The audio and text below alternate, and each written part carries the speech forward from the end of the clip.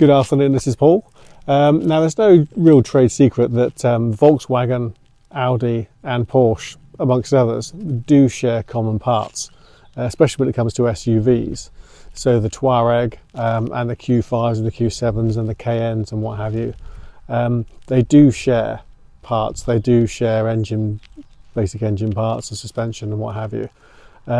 So they do share qualities. The quality of build has to be fairly consistent across all of these models. So behind me is a Volkswagen Touareg 3-litre diesel. I'd like to show you around. So they do have the Q7s and the Q5s and the Cayennes. They do have their own characteristics. The Cayenne is a very sporty car. It's got a very high profile badge, and it's very well built. It's been around for a long time. And the Q series Audi have always been very well known for very high quality, robust, and generally very good SUVs. Now the Touareg is one of those SUVs which you hear a little bit less about generally than the other two models, but it has so many common parts and so many common qualities that you can associate with both those other marques. We've got a gentleman who transports cars. He uses one of those closed trailers, and he will transport Range Rovers and Lamborghinis and Ferraris and Porsches, and he does so many miles. And he's got about 3 different setups, and one of the spare cars he bought himself was a high mileage Touareg 3-litre diesel.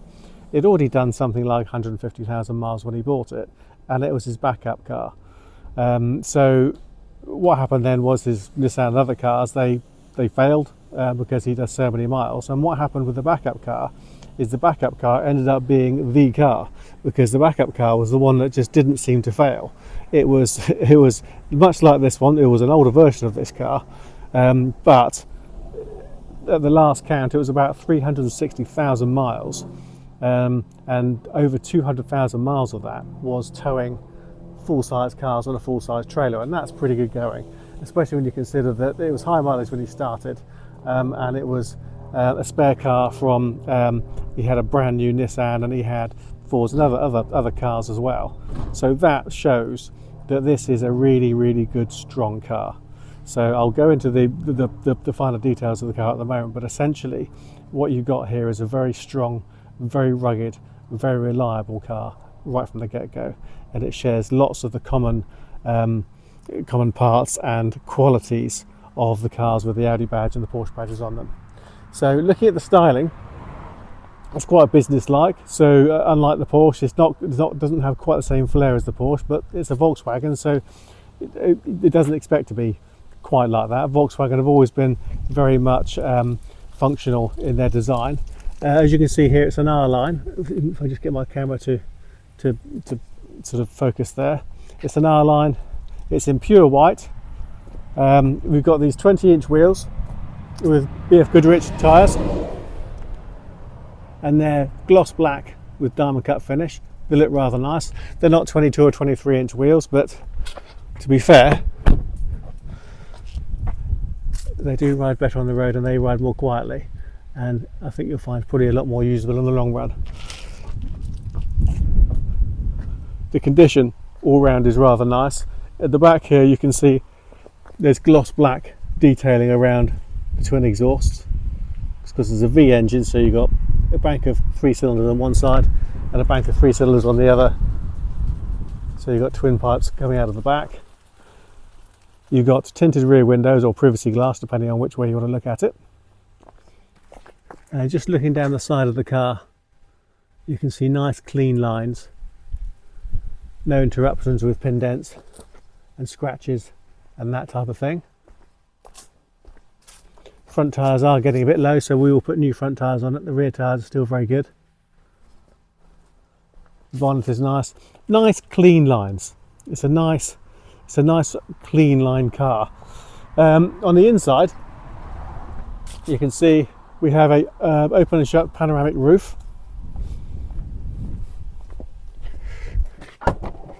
We have an open and shut tailgate with the electric function.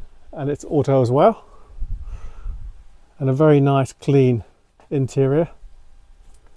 You can drop the rear seats down from here. You've got a little hook there, which means if you've got a shopping bag or what have you, you can hook them on there so that when you go around corners all your shopping doesn't come out. And then here we have a blow up spare wheel and all your tools and everything all nicely tucked away in there. Oh yes, and a nice charging cable for a cool box or whatever it is you want to put in there. Automated boot lid, and then you can see in here, which you'll see from the inside of the car, there is a reversing camera. Moving to the back of the car, we have the really nice R design interior trim with the piano black style overlay. We've got the black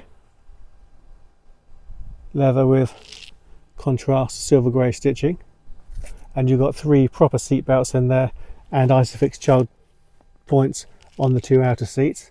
And then here, when the ignition is on, you'll see that there's 2 displays, one here and one there, which gives you 4-zone climate control, so you can select individual settings for each corner of the car on the inside. So always a really good chance you're going to be very comfortable.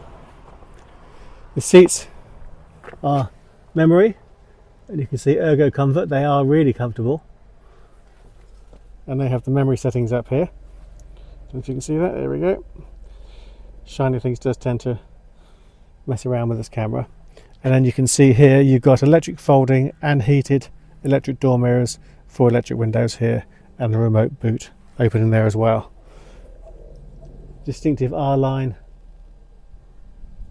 insignia on the seal kick plates.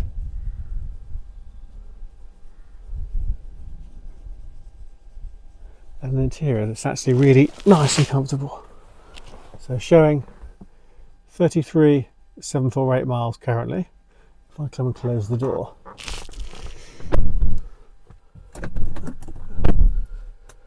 And foot on the brake, press the button, and everything leaps into action. And then the seat memory from where the seat was memory last will always come into effect. Just turn the aircon down a tad. There we go. So actually I'll let that run because it is pretty hot in here. So you can see more of this really nice gloss black piano, and it's all in really nice condition. So a lot of this area can get pretty damaged with people throwing keys and what have you around, but this has been nicely looked after. You've got this really nice feel gear selector, so you've got park, reverse, neutral and drive. There we go, come on camera, wake up. Just there, look. So push the trigger in, move it forwards, you're into reverse, and that also prompts the camera to leap into action. And if you look there, it's really nice and clear. If I start moving the steering wheel, you can see the deviation from the straight, so that will help you to understand where you're going, especially if it's dark outside or everything else is all fogged up. Really nice and easy to use.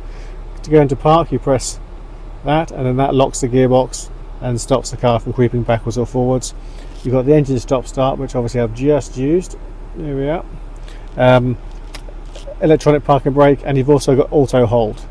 You've got a dial here for the head system, which I'll go through in a second. And just looking through here, you've got this nice clean venting system, huge center screen, and then you also have the driver's display, all your lights and everything down there, and the steering wheel. So if I press view on here, this is driving this screen up here. So if I press view, I can then change the view and then scroll backwards and forwards for different options. And then, as you can see, so if I wanted to go audio, I can have audio. If I want to have the map, I can go back to map, which we've already seen. Assist systems. So you've got adaptive cruise control. So what that does is cruise control will take you up to whatever speed you're doing, and then it will hold you there. adaptive cruise control or radar assisted cruise control has a sensor on the front of the car, and that sensor monitors whether there's something in front of you. So if you're doing 70 miles an hour, for example, and someone pulls out in front of you doing 65, rather than just driving up the back of it because it doesn't know it's there, the car will sense the obstacle and slow down and hold speed to the car in front, up to the speed that you had already dialed in. When that car moves back in out of the way, this car will then accelerate up to the pre-selected speed again and then hold it. And then you've got a distance here, so you can see there we go, if you can see that. So you can also select the distance between yourself and the car in front, and that's really cool. So a really nice safety feature. Driving data gives you MPG and all that sort of thing. Off-road options. If I go press into view, you can see there that we've got more off-road options, and it's showing full screen. So that's quite cool. So if I go back into view again, and then vehicle status, and then it comes back around again. So it's a nice customizable display. You've also got this display here, which is rather cool. There's the menu, so you can go into media or vehicle status, back to menu, into your navigation system. Great big screen, nice and easy, new destination, everything's touchscreen, very simple and easy to use. Radio, images, app connect, so if you have a smartphone then you have CarPlay and what have you. Then you can see Android Auto, CarPlay and MirrorLink, all compatible. So yeah, all really cool. Now if I go into vehicle status, pressure loss indicator, oil level, lots of things that you can check up on here. The radio, nice and simple and straightforward. Just a question of scrolling across. And there we go. Air care is a lovely thing, because air care helps to keep pollen and nasty fumes and things out of the passenger compartment. We've got here self-parking, so if you look here, if you're looking to park on the left hand side, you can press self-parking. The car will drive along. It uses the car parking sensors to find a gap that it'll fit into. When it fits into that gap, or when it finds one, it'll tell you to stop. It'll tell you to select each gear, and then you move the car backwards and forwards, and it will do the steering, and it will put you into the parking space on that side or that side, depending on what side you select. So that works really, really well. Auto start stop, and then you can see here heated seats. My heated seat was coming on. Heated seats are on there as well. Air conditioning, all nice, simple and straightforward. So you've also got here a driving menu. So if I click the driving menu, which I've just done, it then gives you this screen, and I can flick from one side to the other.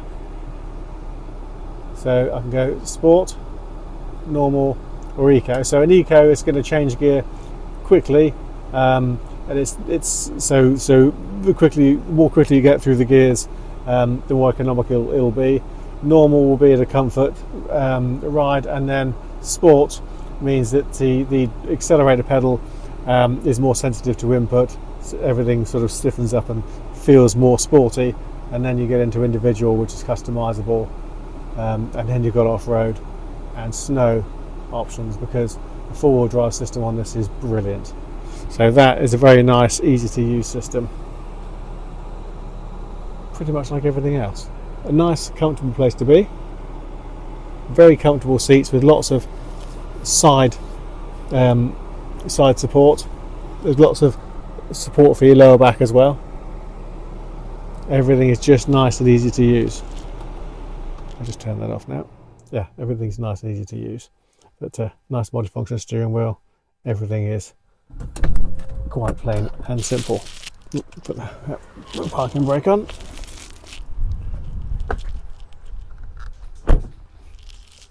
So it's a very comfortable, very capable car, brilliant for family use, great for towing if you want to tow a caravan or tow anything else for that matter, and you can expect it to last a long time. It's a very nicely built car.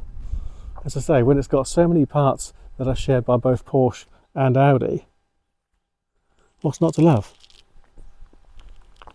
So I hope you like the car. I hope you like the video and find the video useful. If you'd like to know more about it, please visit our website, www.bramshawebv.com. Either pop us a text, an email, WhatsApp, or pick up the phone and speak to us. We'd love to talk to you about it. Thanks for watching.